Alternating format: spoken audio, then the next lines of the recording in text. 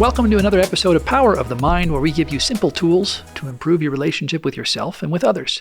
In today's episode, we talk quite a bit about addiction. We talk about what addiction is. We talk about that thing people do where they say, I'm a recovering addict, and they've been in recovery for a long, long time. Well, why are they talking about being an addict still after many years in recovery? We get into that piece at length and really dig down into what makes addiction work and what makes recovery from addiction work.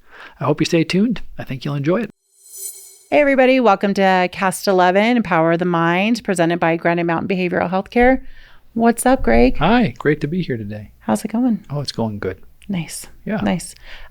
Just got back from vacation. Feeling good? Did. Yes. Great. Good to be back. Good to take a little bit of time to relax. Yeah, we all need that, right? It's a good plan. They call it self-care in my industry. I hear that's a pretty popular term nowadays, self-care. It's catching on. Thank you, Instagram. Thanks, Insta. So, yeah, my granddaughter's all into face masks and all that. She's very bougie into the face mask. Good for her. Yeah, so great transition into addiction. We're talking about addiction today. I want to. But the funny thing about Greg, for those of you that don't know, we don't often talk about it, but very rarely do we have a plan. We walk in here, I'll mention something to him, and he'll be like, stop talking. Let's attack it on the show. So yesterday I met with a gal who introduced herself, and within 2 minutes, she told me that she's a recovering addict of, 20 plus years. Sure. And so for me, that was like, well, that's crazy. Like, at what point is that not a title or your identifier anymore? Or at what point do you go from recovering to recovered? Yeah, or sure. Is it? Well, it's a really interesting question and has a lot of different answers to it from a philosophical perspective. Fundamentally, if I identify myself as a recovering addict, what it means is that I am having some respect for the place of powerlessness that I once was. Right? So powerlessness means that if I'm in a spot, and this is the 12-step definition of addiction. There's several definitions of addiction. The 12-step definition of addiction is once you start, you don't know if or when or where you'll stop. Okay? You're powerless over the alcohol. As soon as you take a drink, you don't know what's going to happen next, but it's not usually going to end well. That's the definition in the 12-step world of addiction. And so the idea of introducing myself as a recovering addict or recovering alcoholic serves as a reminder to that individual that they are in a space where if they were to begin again at any time, they don't know when they would stop and they don't know where it would go. And that actually has been an accurate observation many, many times in my life and career. I've spent my career in addiction. That's been the focus. Trauma has been the training and focus that I've done too, but the trauma piece has always been to treat addiction. So addiction is the primary thing I've seen, and I've had a lot of good friends who've decided to give it a try again, and a couple of buried a few of them. So after I had a good buddy who was sober, I think 10 or 15 years, maybe 10 years. Yeah, 10 years he was sober, and he went on a vacation, and while he was on vacation, they had a complimentary bar on the cruise, and he decided to give it a shot. And within a year and a half, he was dead. Wow. And he killed a guy on his way out, too. He got drunk and drove the wrong way on the freeway at 6 o'clock in the morning out in Austin, Texas one day. Got on the freeway driving the wrong way, and he killed an old grandpa. And that was it. So their thought was, I kicked it, and now I can just be maybe a casual drinker. He tried. I've also met people who kicked it, got off it for 5 or 6 years, tried casual drinking, and were okay. Mm-hmm. So far. We just don't know, right? You just don't know what's going to... I've had several people... My friend, he was actually a business partner of mine, the one who died. He was it was very quick from the time he started to the time things got really out of control for him. I've had clients who have said, you know what, it's been 6 or 7 years, I'm just going to try a beer and see what happens. And they try a beer and they see what happens, and they're okay for 2 or 3 years, 4 years. And then all of a sudden, we're bringing them back into treatment because they've been on heroin for a while. I can think of a client I had a couple years ago who did incredibly well, had a beautiful, beautiful story. Met a guy in treatment that she really liked and got married and had some kids and then had some beers. And now she's using a large amount of heroin every day. So again, How long can you go? I always tell people too when we have the conversation, because I have the conversation with clients with some regularity. I say, it's really interesting when you do the math on what you're talking about. It's an interesting question, right? It's been 10 years. I almost died. Then I got sober. It's been 10 years. Now I'd really like to have a drink. What's the payoff? What's the benefit of having a drink now? Right. Well, you get to feel nice, because it does feel nice to have a drink. And if you have a couple drinks, it feels really nice. And what's the potential cost? Oh, and you fit in. You get to hang out with your friends. That's a payoff too. What's the potential cost? You die, but not before you harm everyone you love. That's not like if you win, you get 50 cents. If you lose $1 million. Yeah. Right. That's not a game most people are willing to play. So I always say, if you're willing to make that equation work, maybe that says something by itself, right? Maybe that says something by itself. And that's also one of the reasons why people, we encourage them to keep going to meetings even after, they've been sober for many years.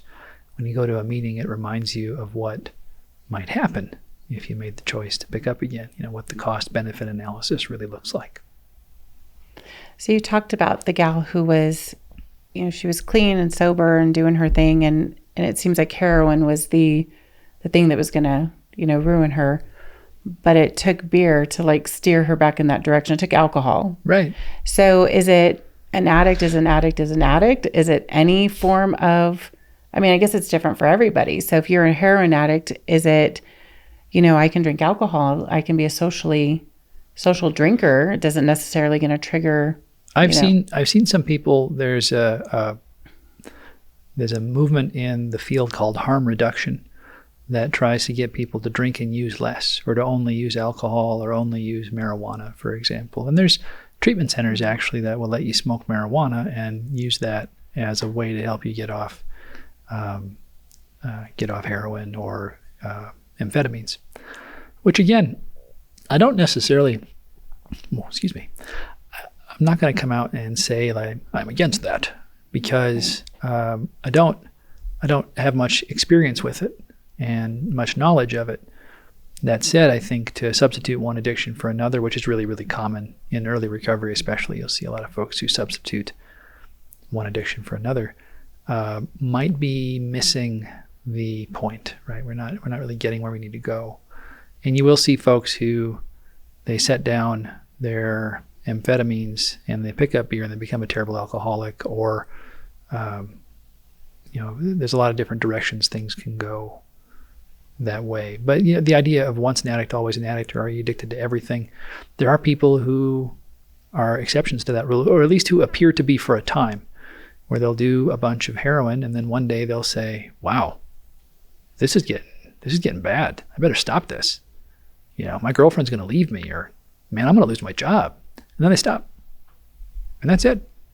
And they can drink a beer or two at a party and they're fine. And there are some people who the first time they ever try a glass of beer, it's on. There's been some really interesting studies on the genetic component that contributes to that. And I do think there's probably a strong genetic component where alcohol simply interfaces differently with the body with certain people.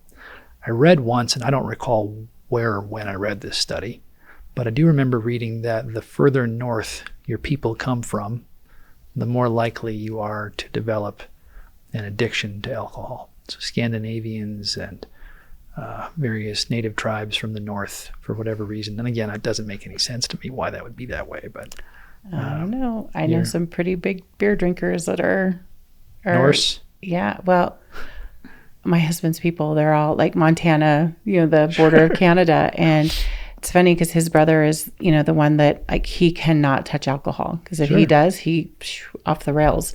Yeah. And then, so he knows that about himself. And my husband, he just likes beer. He loves it. So it's and he handles it fine, but it's he loves his beer, but it's definitely he's half Indian. So something to be said about that. But yeah, the native culture, the tribal element of things, I've always been curious. I think there have been some interesting studies on the genetic component. There's an element of the process of alcohol, breaking down alcohol, and it is different in addicts.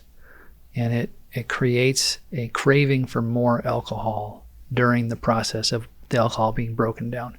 Something to do with when alcohol is converted to sugar. But again, we're outside my bailiwick there. I used to, many years ago when I was a more ambitious young man, I knew all the details of that thing. But there are certain folks who genetically, when they drink, they want to drink more. Me, if I have a beer or two, I think, that's enough. Well, that's, for me, if I'll tell people I don't drink, and they're like, why? Is everything okay? If you tell people you don't drink, they want to know your story, or you're an alcoholic or whatever. It's not that I don't drink. I can drink, but I always know when it's time to stop. Like, okay, take the light shade off your head and stop dancing on the table. You've had enough. But it's funny to me that not funny, but there are people who don't know when to stop. It's like there's no meter in their head that goes, you're going to feel bad tomorrow if you keep drinking, or you're going to, embarrass yourself or get in trouble. Or that's actually one of the most interesting things about somebody who has an alcohol addiction versus somebody who can drink normally. Alcohol in particular, because alcohol is something almost everyone interfaces with. Mm-hmm. And as human beings, we tend to believe that other people experience the world the same way we do. It's an implicit bias that we all have, that, how I respond to alcohol and how alcohol makes me feel and how alcohol make you feel are going to be more or less the same. And a lot of times we're right. Just every once in a while we're not. Mm-hmm. And that's a lot of what happens when you have somebody who develops into a real sort of genetically motivated alcoholic. Then there's also forms of addiction that are motivated by trying to medicate pain. I always tell folks, in junior high school, junior high is a pretty rough time. And I think we've talked about this on the show before, but junior high is pretty rough. We're basically getting acculturated, and it's a brutal process, and we're pretty hard on each other, and we're trying to figure out where everybody fits in our particular respective hierarchies. And we develop all sorts of different hierarchies within the system of human beings in junior high school, and try to figure out how we all fit, and we can be pretty unkind to each other. But that process of acculturation means I feel pain due to the rejection of my peers. I go home and I slowly but inevitably modify my behavior so that I'm more socially acceptable. Most of the time. Some people don't. In my day, we call them nerds. Right? So, but for a lot of us, we're able to moderate our behavior based on the outside influences of the culture around us. And that's part of what happens for an adolescent or pre-adolescent. They get very, very preoccupied with their friend group because they're trying to figure out how to function in the world. Mm-hmm. So once you hit about 12 or 13, once you hit sexual maturity, you start to look at the world and say, where do I fit and how does this go? Well, there are some folks who find alcohol about this time. You ask somebody who's an alcoholic or an addict when they first found alcohol or marijuana, or sometimes a harder drug, but not usually, depending on where they grew up. Once in a while, harder drugs are available, but not usually. And say, when did you find it? And they'll say, I was 12, or I was 11, or I was 13, the first time I had a drink. It's almost all the time. And what happens is they say, wait a minute. Because in junior high, if you individuate from your family system, you're not really cool with mom and dad anymore. I mean, nobody who's in seventh grade wants to hang out with mom and dad. Once in a while, somebody does. If they have particularly cool mom and dad, maybe, or they're just agreeable by nature, then maybe they're interested. But there's a lot of like, I'm going to kind of see who I am outside of these folks. So I'm going to break away from my family, and my family, depending on how mature my parents are, they may or may not be able to handle that particularly well. So there's going to be some strife and conflict in the home while I test the limits. And then I go to school, and there's strife and conflict there. Well, everybody else tests the limits on me, and I do it on them. So basically, I'm miserable at school. I come home. I'm miserable at home. I go to sleep. I wake up. I do it again. That's basically 7th and 8th grade. And sometimes even longer, depending on who we are and our disposition and how we work. And the alcoholic or the addict discovers that they don't have to do that. Well, man, all I got to do is hit Jad's liquor cabinet here, take a couple pulls, and I feel great. I don't have to suffer at all, in fact. And look at this. Before, I was scared and socially awkward. But if I drink before school and go to school with a little bit of liquor in me, oh man, I'm brave. I can talk to that cute boy or that cute girl. Holy moly, this is awesome. Or if I smoke a little weed, take a gummy before I go into class, I can't less than that'll make me appear intoxicated, but just enough to give me some courage, which is awesome at the time.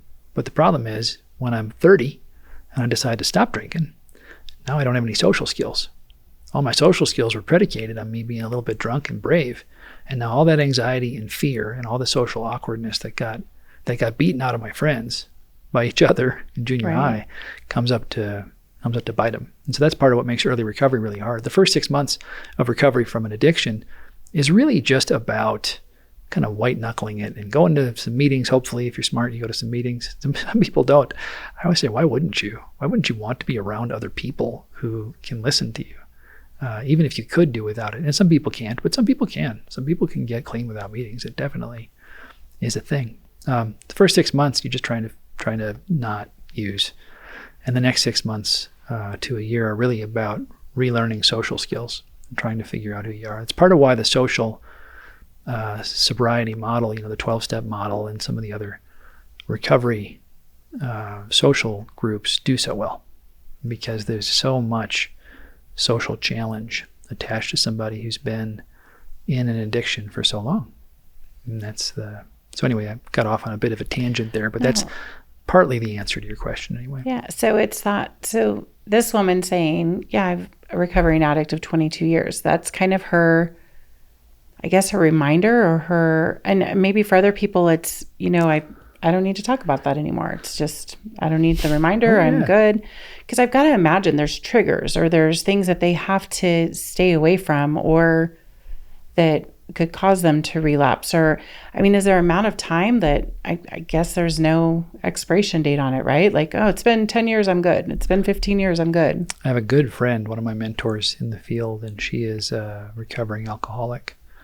And I think she was 10 years sober when her husband had a period of what AA folks refer to as a dry drunk, where he stopped seeing his sponsor, stopped really participating in the program, and just got nasty. He had all the nastiness of a drunk alcoholic, except without the drinking. And one day he came home and told her he didn't love her anymore. And it was pretty hard for her. Yeah. And she said, for about 2 weeks, I could taste gin in my mouth almost every moment I was awake. I wanted to drink so bad. And I called. I had a couple guys and gals who helped me, who I called every single day in the morning. I left them on the phone while I drove to work, and it got me to work. And for those 2 weeks, I called somebody on the way home, and I drove home, and it got me home. And later, she worked things out with her husband and settled down a little bit. But, I always tell people ask me, how do I know if I'm really an addict versus just somebody who drinks too much, or somebody who has a little bit of a problem with weed? Usually, if you're taking a bunch of fentanyl, you're pretty sure you're an addict, right? If you're smoking a lot of meth, you're not a lot of question. Right. But with alcohol especially, see, how do I know if I'm an alcoholic? And I say, well, the thing is, if alcohol is a problem, then you're onto something. If you're an alcoholic, though, alcohol isn't a problem; it's the solution. Like it's the last thing you question. And that's also one of the things that's confusing to people when they see somebody who drinks themselves to death, which happens with great regularity, Why on earth would you make that choice? Well, alcohol has become the organizing principle in your life.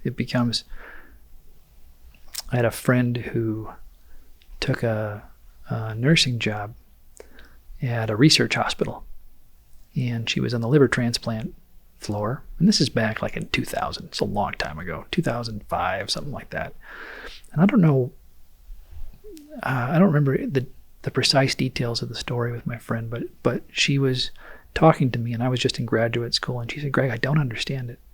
These guys are yellow with jaundice. Mm-hmm. They are dying. They're having esophageal hemorrhaging, which is where you bleed out your anus and vomit blood up. They're having pancreatitis, which is one of the few things that's supposed to be more painful than childbirth, right? They're going through an amazing amount of pain, and their friends bring them in those little airplane liquor bottles, and they drink. She said, it's just mind-boggling to me. Maybe it wasn't. Maybe it was a hepatitis floor, not a transplant floor. They started screening for alcohol use for liver transplants, but I feel like it was right about that time. I feel like it wasn't until the late 90s, early 2000s that they started doing that. So I don't know I don't remember anymore what the floor was. I'll have to ask her. I'm kind of lost touch with her now, but that's it. That's an example. I think about like that's a religious level of zealousness. An alcoholic, I think, can really be thought of as a deeply religious person. If you think about religion, not so much as having a deity, but as a series of practices. Right. A religious person, they organize their life around their religion, right? If you know somebody who's calls themselves a strong Christian, perhaps they wake up and pray first thing every day, and perhaps they have some sort of rituals. If they're serious about their Christianity, same thing. A practicing Muslim prays 3 times a day and, builds their dietary life and their work-life balance and kind of their life around their religion. And an alcoholic is very much that way. So it's very much a religion. But we talked about, too, in one of our episodes of that the alcohol releases or the serotonin, it removes the serotonin from the brain or something to where that's 5 o'clock is 5 o'clock is coming around and it's like your brain will balance you out because it knows you're about to drink that alcohol or something. So it's like, oh, I better bring him down because he's about to. Oh, yes, we did talk about that. So he's about to, drink his, alcohol or something. So it gets habituated too. I'm learning. And that's exactly it. And so that's part of also the reason when we talk about the habituation process, and then also this idea about a religion, that's why the recovery rate is relatively low, because most people, history is full of people who've died for their religion, right?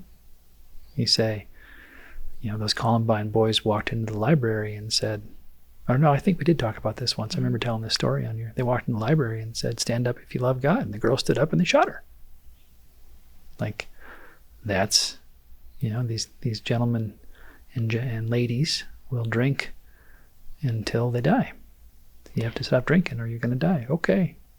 I remember my grandpa was in the hospital and he was been a smoker his whole life and a drinker. And he was hooked up to every machine you could think of. And my dad walks in and his sisters walk in and they're all, huddled around him and there's tears and they all walk out and they all go outside and smoke cigarettes and they're just, oh, poor dad. And I'm like, hello, do you not see, that you're doing exactly what put him here? But, and as soon as, I've seen people that are on oxygen tanks that will turn off their oxygen to smoke their cigarette. And, it is just such a powerful, addiction is huge. I recently gave up Diet Coke. Whoa. I hate it. So, it's no joke though. Diet Coke is extremely caffeine addictive. withdrawals is no joke. Yeah. And so, I'm just, but I substituted for an addiction. I started drinking iced tea. So it's still iced tea, but it's still caffeine, but it's, it's a smaller addiction. Doesn't have all that aspartame in there either. So I'm just, I'm dealing with that little, that addiction or whatever, but it's like, it's funny what your body will get used to and what it'll tell you that you need, and it'll just. Oh, sure. But I started, after talking to that lady yesterday, I'm like, I can just see me from now on, 20 years from now. Hi, I'm Alicia. I'm a recovering Diet Coke aholic. It's been 20 years, but not to make light of it, but I'm like, oh my gosh, this woman, I just really, and that's why I brought it up today, is just how long is that your story is. So once an addict, that's your story for life, or I'm just thinking. That is one way of doing it. And so far, most of the research shows that it's a pretty successful way of doing it. There were some folks, about every 15 years or so, somebody comes out with a bunch of research to try to poo-poo the 12-step program. Some boys from Harvard did it about 10 years ago. And in the 90s, there were some people who were really into it for a while. They said it was self-selecting, that only the easiest cases went to AA and succeeded. But overall, the field eventually kind of tends to just keep coming back around to it. Stanford just did a big study and released their findings, and it was, your chances of getting sober increase dramatically if you participate in a 12-step program, is what the study concluded. I want to say it was 200 to 400%. It was a pretty substantial change. I haven't read it recently though, so I don't want to get quoted on the number, but it's high. I see it on Facebook too. It's like, congratulations to, my husband, 5 years clean and sober. And, maybe that's the key of just being, vocal about it and sharing, because it's that level of accountability too, right? It's just accountability really helps. And having a group of people you can hang out with who don't drink is pretty helpful. You don't realize it unless you stop drinking, but it's pretty common to go to a party and everybody's drinking. And if you're not, that's something. It can be for some people. Yeah. And so there are some folks who decide to not make it their identity and decide to move on. And there's a movement of folks who decide to not identify as an active, I'm not an alcoholic, I'm a recovered alcoholic, I'm somebody who's done with that stage of their life. They feel like it's an affirmation of their alcoholism. And again, I'm not somebody who's going to stand up and tell somebody what's going to work for them and what's not. The idea ultimately is if you get to a space where you're no longer killing yourself with alcohol or marijuana or some sort of illicit drug, if the consequences are not outweighing, if you're not continuing to use in the face of escalating consequences, then whatever you did worked, and that's that. So God bless you, do it. But I will say, right? I will say my experience over the years, having counseled, I don't know how many, I would have to guess over 1,000 addicts or alcoholics. And that's just directly to the treatment centers I've worked at or owned. Probably a couple thousand, I'd imagine, 3, 4, 5,000, something like that. My experience has always been that the ones who participate in the 12 steps and actually show up and work the steps with a sponsor, you can't just go. Going is actually somewhat of a relief for a lot of people to begin with. They're the ones who get better and stay better.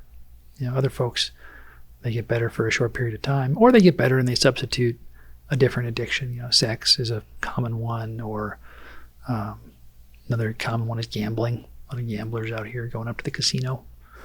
So those are things you see sometimes, but definitely my observation has been the 12-step programs are the most effective route. So 12-step programs, owning it. That's it. Living it. Yep. Self-affirmation, probably. Self-affirmation, yeah. Some people get worried about the God part because they have God in the 12 steps. And what I always tell them is, the 12-step programs are the least dogmatic of any folks who talk about God ever. They don't care if they make a joke. It's a regular joke in the rooms about you can make your doorknob your higher power if you want. We don't really care. Just can't be you. Yeah. And just can't believe in something. Just can't be yourself. Beer. Yeah, I always tell them, I say, you already worked the 12 steps. You turned your will and your life over to beer when you were 12. Yeah. You came to believe that beer could restore you to sanity. You can go down the list and substitute beer for God, and it works surprisingly well. And they'll laugh. The last of the 12 steps is basically carried the message to other people. And I say, I'll do a presentation in front of a group of addicts, and I'll say, y'all worked the 12 steps already? And they'll say, no, I didn't. And we'll go through it, and their jaws will be agape by the end. Wow, I did. And I'll say, how many of you guys carried the message? Carried the message to another sick and suffering human being about how if they just try some fentanyl, they'll feel better. And they all say 100% have converted a friend or a family member. Because why wouldn't you? I found this thing, it feels great. Well, and nobody wants to do it alone, right? Yeah, no.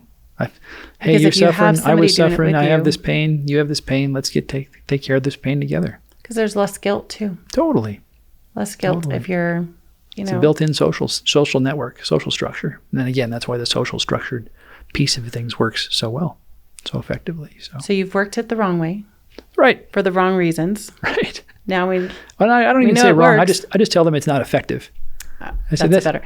I tell people you don't have to find. Nobody's telling you have to find God. We're just telling you already did, and the one you found isn't working very well. So you might want to try a different one. Let's try this side. Yeah, you're profoundly religious. The first thing you think of when you wake up, instead of being some sort of God or deity, is heroin. How are you going to get it? I don't think that's exactly going to happen. And there are two kinds of people in your life: people who can help you get high, and people who are in your way. And that's because every human being has something that's the top of their hierarchy of needs and wants. Everyone. I don't care who you are. People say, I'm an atheist. I say, no, get to know me for a half hour and I'll tell you what you really believe in. You believe in money. You believe in sex. You believe in power. You believe in something. Everybody has something that's at the top of their hierarchy. And that's what I tell the folks I work with. I say, well, if you want to keep it the way it is, you can. It doesn't seem to be doing you a lot of favors. You might want to think about putting something different at the top of your hierarchy. And you might even want to think about, letting AA tell you what that is, because your choices so far haven't worked. And the consequences of getting it wrong are bad for you.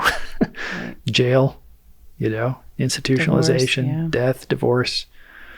You don't have too many more shots at this thing. Maybe you want to pick a good one. Maybe you want to let somebody else pick for you. No.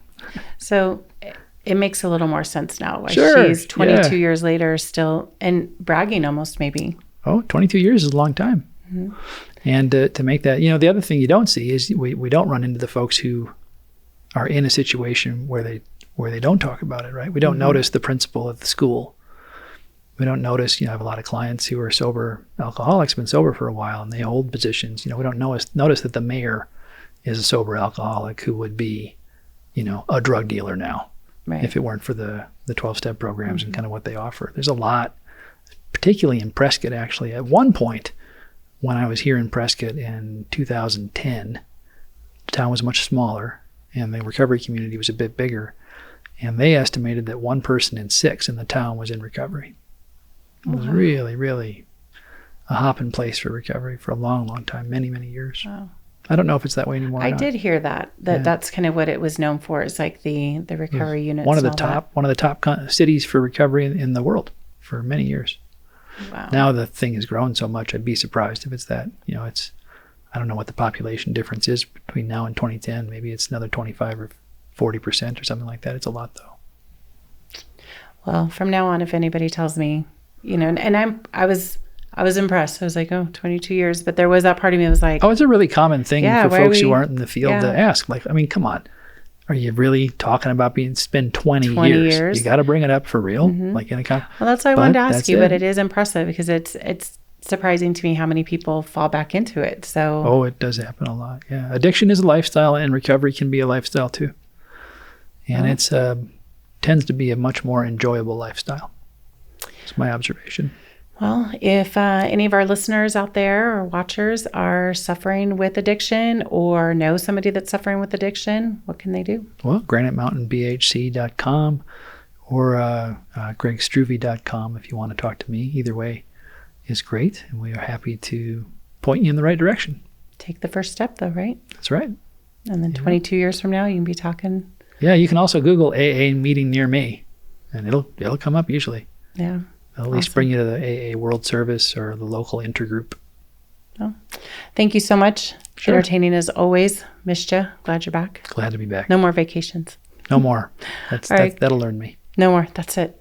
You guys, thank you so much for tuning in to Cast 11, Power of the Mind, presented by Granite Mountain Behavioral Healthcare. We will see you next time. For information about mental health and addiction treatment, you can reach out to Granite Mountain Behavioral Healthcare online at GraniteMountainBHC.com. That's Granite Mountain BHC.com.